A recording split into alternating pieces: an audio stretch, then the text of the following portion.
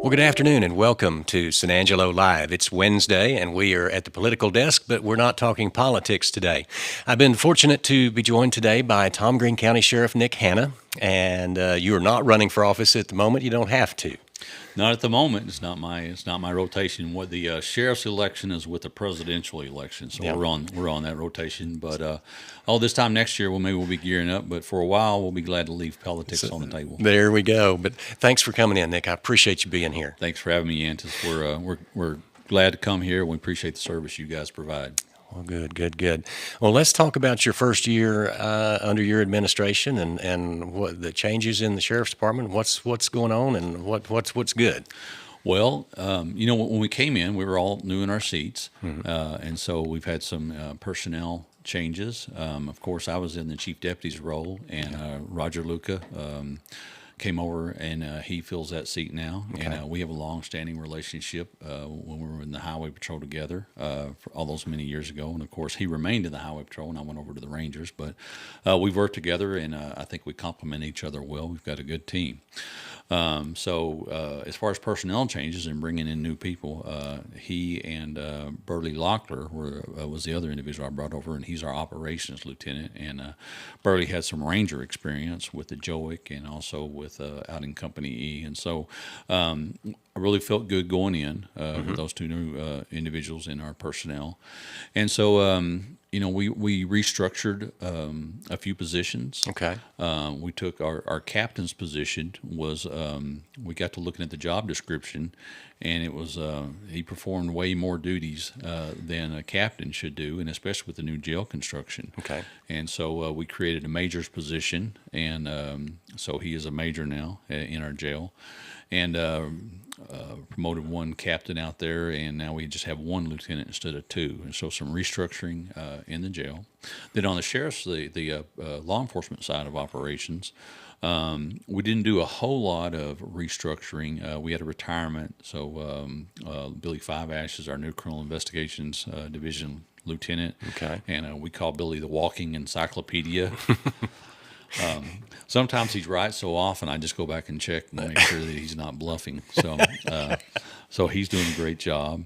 And one thing that we did do is we had a kind of a senior deputy position that was an unofficial on our patrol side. Okay. On each shift.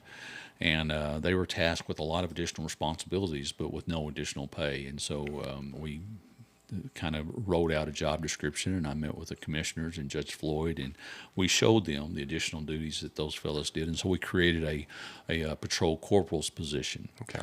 And so now we have corporals, one per shift, and in the absence of a sergeant, well, then he is actually the recognized leader of the shift. Okay. And sure enough, we've had sergeants be out for one reason or another, and so we're happy to create that position and then create some movement for promotion and development within the patrol ranks of the sheriff's office. So as far as personnel, that's kind of a broad, big picture view. We restructured what was the SRT team. So our special response team is under new leadership. And they have done a fantastic job with our warrants. We've created a hostage negotiation team simply because in law enforcement today, in the past, we like to kick the door and go in like a linebacker and tackle somebody. Well, yeah. In today's world, that has changed. Now, we still have that capability, but our hostage negotiation unit, they are trained and they work in conjunction with our special response team, our SWAT team. And a lot of times we've utilized them in situations to avoid a confrontation, an armed confrontation. So, in other words, that's been very successful. We've had several missions outside of our county within the COG jurisdiction, and y'all have covered some of them. And really and truly, our DPS resources and support, they are really stretched thin, and they're at the border. And so some of these other counties, we're glad to go and help them and kind of serve as a hub and stand in and stand in the gap until DPS is back up to speed. And even then, we would be glad to come and help. And so we're really proud of the progress we made there. We had some interesting investigations this last year. We had several. One thing I didn't anticipate is the the size of Tom Green County lends itself to individuals being lost or hiking. Okay. And so we actually had three searches, and if you go back and look at your, I do remember right. some of those, yeah. And so we've utilized some of the cell phone technology, and we've got some folks trained up on that. And even 2 and 3 day searches, we've still utilized it. And 2 were successful, where we recovered an individual, and the third unfortunately was deceased. But I think he was deceased probably the day he went walking. Right. And so, but we're able to recover the remains in a timely manner, and at least be able to provide that to the family. Yeah.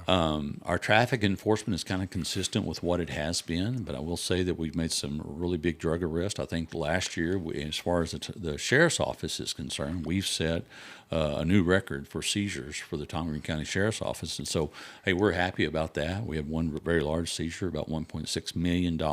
Yeah. We took drugs off the street.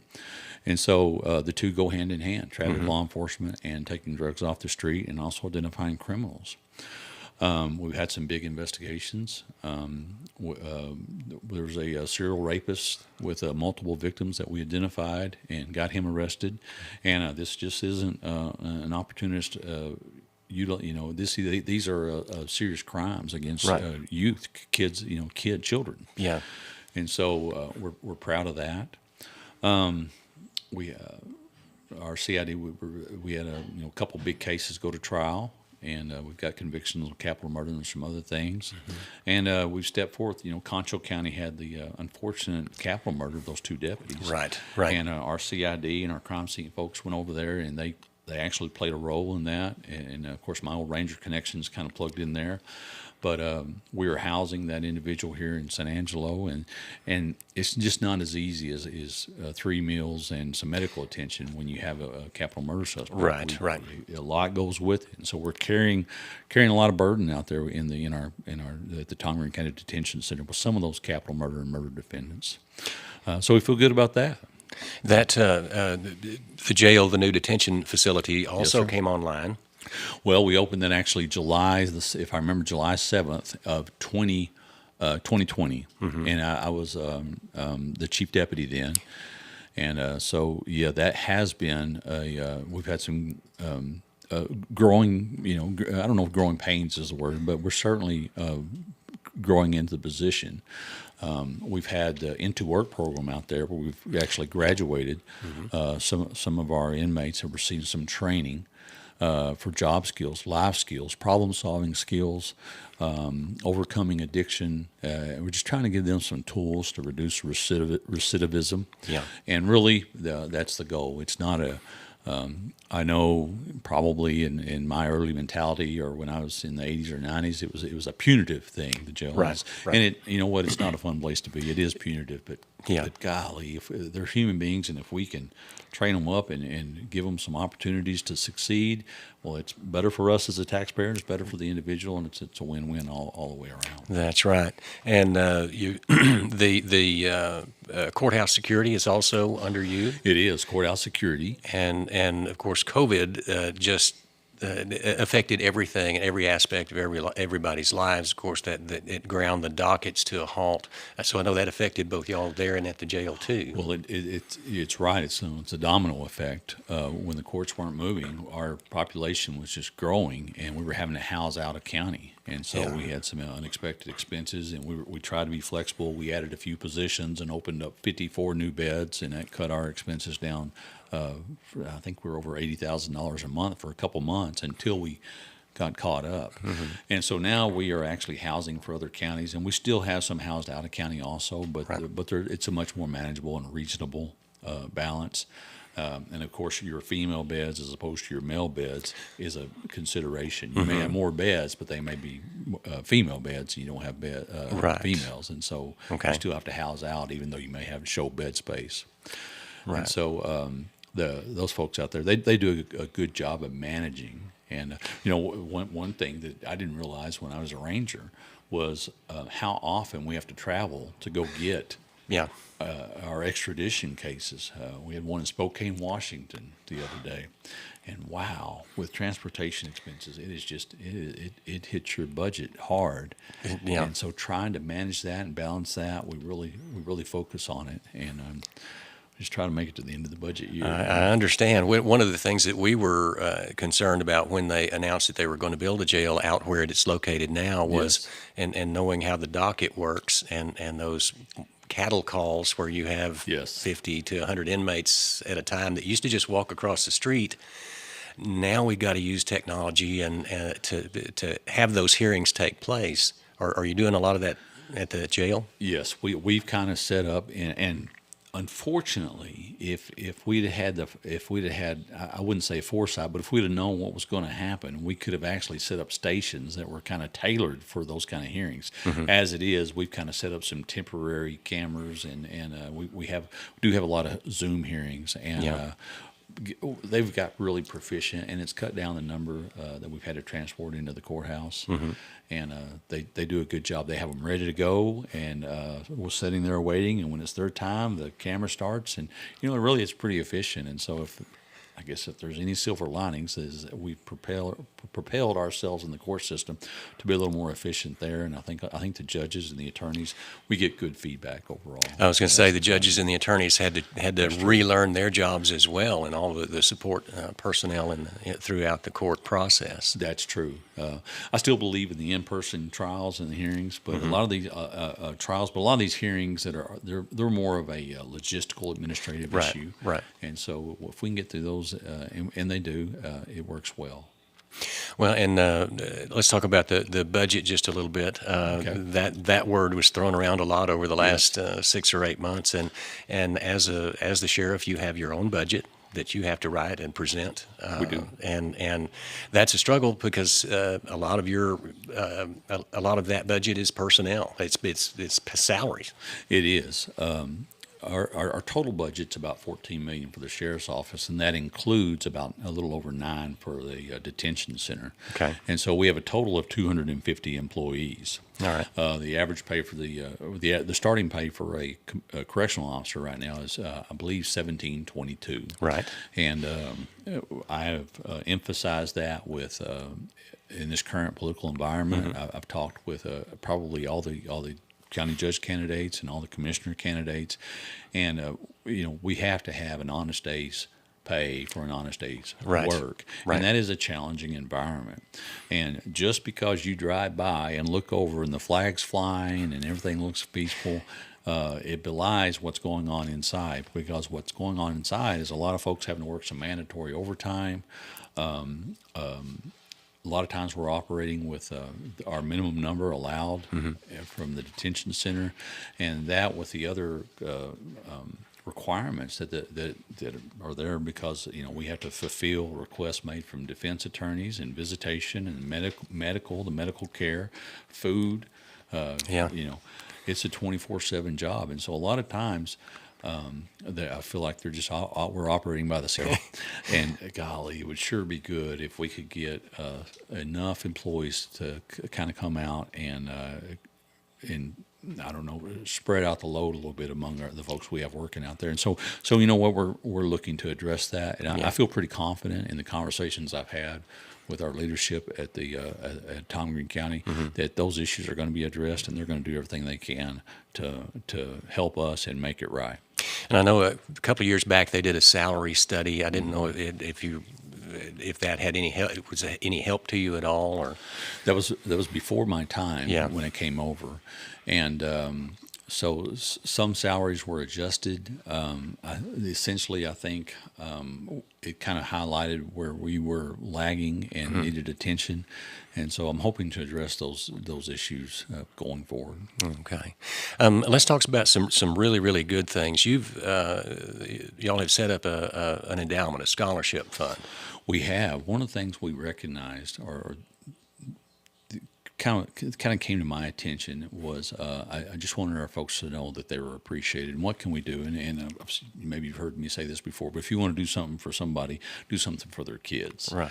And so that's kind of the seed of the thought process there. And so we did set up. There were two individuals that were very strong supporters of law enforcement, and they both passed away kind of unexpectedly in March of 2020.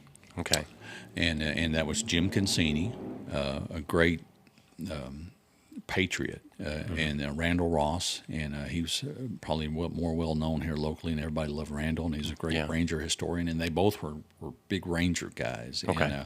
And so I established relationships with them, and they loved law enforcement, and they wanted to do something to help, and we'd kind of talked about this, and after they passed, we just kind of put it. Contacted the San Angelo Area Foundation, and so we established a scholarship fund, and we did it on a shoestring the first year, and we only had a couple, but it's a start, and we started with a few $1,000s, and I also recently backed the badge as they've given me the blessing to use some of the funds that they generate to put in there, and so within a year we've went from a startup, from a shoestring, to now we're at about $30,000 in that fund. And my goal for the first 4 years was, I think, around 52 to have it endowed for a minimum scholarship. Okay. But we're going to keep chipping away at it, and hopefully I can add the correctional officers, their kids to it. And they're going to have skin in the game. They're going to have a good GPA. They're going to have to write an essay. But every little bit it helps, and when you're helping somebody's kids, it's just a positive thing. And so we're excited to have that. We're at the balance we are at now, and not by coincidence, but the Back the Badge shoot is coming up. We were going to talk about that. Yes, I think Saturday, I believe March 26th, if I have my dates right. Yeah.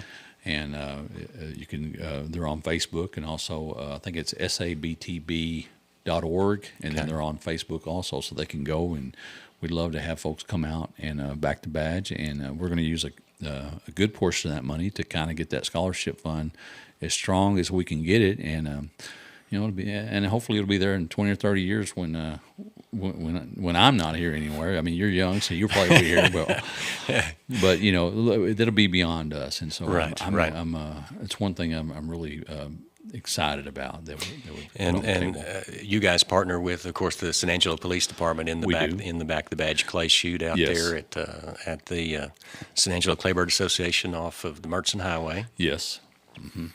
And it's always a fun deal. I get to drive out. I get to go out there and kind of watch. It is fun.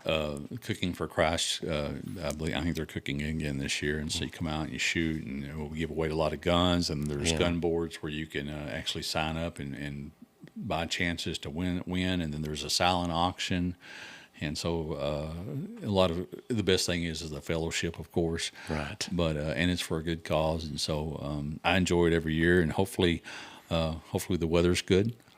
So we're looking forward to it. Hopefully that'll cooperate. Right. Okay. I really appreciate you coming by, Nick. And if there's, this is the point where I normally just, I back away from the mic, and anything you want to say, if I've forgotten anything or you want to add anything, this would be the time to do it. Well, I'll just get back on the sheriff's office wagon for a bit. And, what I want to say is, number one, we belong to the community, and we're part of it. And we rely on the community to help us. When you see something, give us a call. Some folks, I know they're hesitant to call because they don't want to bother us. But you'd be just surprised at how often those tips turn into an actual an arrest, or we recover stolen property.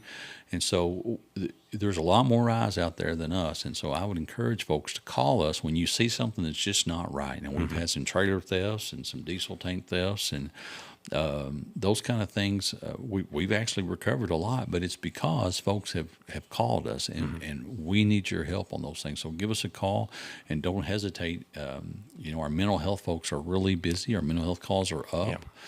Yeah. We also we cover the police department will call us when it's a mental health issue, and so